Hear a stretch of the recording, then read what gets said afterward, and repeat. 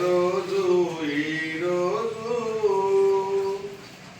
పిల్లల పండుగ ఈనాడు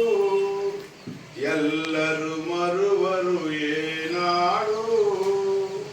తన ఎదపై చాచాజీ ఎర్ర గులాబీ నిలిపాడు పిల్లల సుందర వదనాలే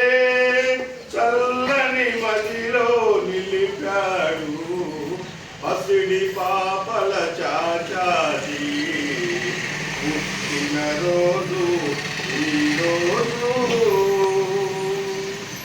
దేశం కోసం వెలిసాడు దేశ ప్రగతి సాధించాడు